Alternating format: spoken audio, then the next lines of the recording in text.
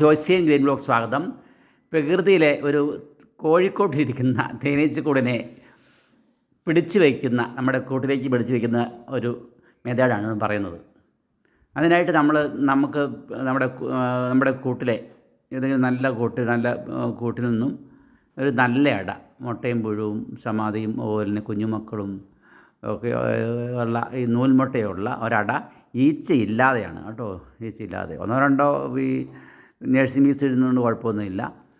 ഈച്ചയില്ലാതെ നമ്മൾ ഈ കൂടിൻ്റെ അടുത്തേക്ക് വെക്കുന്നു, അടുത്ത് ചേർത്ത് വെക്കുന്നു. ഈച്ചകളെല്ലാം കയറാൻ അനുവദിക്കുന്നു, നിറച്ചും കയറണം എല്ലാം. ആ പുതിയ വെള്ള അടയായിരിക്കണം, നല്ല വെള്ളയടിക്കണം. ആ വെള്ള അടയാണെങ്കിൽ ഈച്ചകൾ കയറിക്കോളും. നിറഞ്ഞു കയറുന്ന അവസ്ഥയാണ്. ഇതിൻ്റെ അകത്ത് നൂൽമുട്ടയും കാണണം. അത് ഉണ്ടോ, കുറേ ക്ഷമയോടെ ഇങ്ങനെ അതിൻ്റെ അടുത്തേക്ക് ചേർത്ത് വെക്കുക.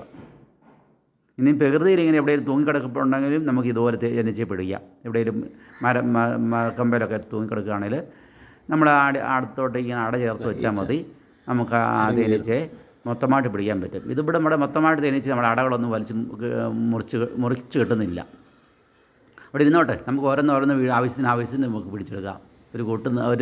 ഈ പ്രകൃതി ഇരിക്കുന്ന കൂട്ടിനെ നമുക്ക് 10ഉം 16ഉം കൂടകളായിട്ട് പല പ്രാവശ്യമായിട്ട് ഡിവൈഡ് ചെയ്യാൻ പറ്റും.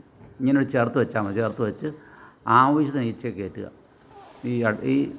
ഈ അടയിലേക്ക്. ഉണ്ടോ, ഒരു വശം മുഴുവൻ നിറഞ്ഞു. ഇനി അപ്പുറത്തെ വശം ഒന്നുകൂടെ വെക്കുന്നു, വെച്ച് നിറച്ചു അല്ലേ, നിറച്ച് അപ്പുറത്തെ വശത്തോടെ ചേർത്ത് വെക്കുന്നു. അപ്പോൾ ആവശ്യത്തിന് വേലക്കാരികൾ ഈച്ചകൾ കയറണം.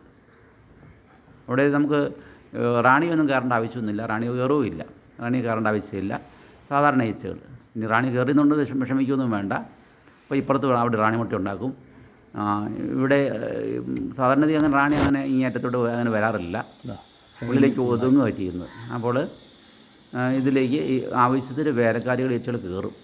കണ്ടോ, ഇഷ്ടംപോലെ വേലക്കാരി ഈച്ചകൾ ഒരു അട നിറഞ്ഞ് പൊതിഞ്ഞ് നിൽക്കുന്ന രീതിയിൽ കയറുന്ന രീതി നമ്മൾ കാത്തിരിക്കണം. ഉണ്ടോ, നിറഞ്ഞ് കയറി. ഇനി നമുക്ക് വേറൊരു നമ്മുടെ പെട്ടി ഉണ്ടല്ലോ, പെട്ടി കാത്തിരിക്കുന്ന നല്ലൊരു കാലിപ്പെട്ടി വെച്ചിരിക്കണം. ആ കാലിപ്പെട്ടി അടുത്തിട്ട് വെച്ച് ആ കാലിപ്പെട്ടിയിൽ അവിടെ നമുക്ക് അങ്ങേയറ്റത്ത് രണ്ടാമത്തെ ഇതിലേക്ക് വെച്ചാലും മതി. രണ്ടാമത്തെ ഫ്രെയിമിലേക്ക് നമ്മൾ ചേർത്ത് വെക്കുന്നു. അരി കാലി അടയും. ഇപ്പുറത്തും കാലി ഫ്രെയിമുകൾ ഇട്ടേക്കണം. കാലി ഫ്രെയിമുകളാണ് കേട്ടോ, അടകളല്ല, കാലി ഫ്രെയിമുകൾ ഇട്ടേക്കണം. അപ്പോൾ അവർ തന്നെ വർക്ക് ചെയ്ത് റാണിമുട്ട ഉണ്ടാക്കും. ഇപ്പോൾ ഈ സമയത്തും വേണം ഉണ്ടാക്കാൻ, കുഴപ്പമില്ല. ഈ സമയത്താണ് ചെയ്യുന്നത്, ഒരു വിഷയമില്ല. അടിയിൽ നമ്മൾ കരിയോലോ വല്ലതും വെച്ച് അങ്ങനെ കെട്ടണമെന്നേ ഉള്ളൂ. തുണിയോ വല്ലതും കെട്ടി നീറൊന്നും കയറാതെ നമ്മൾ അതിനെ സംരക്ഷിക്കണം സ്റ്റാൻഡേ വെച്ച്.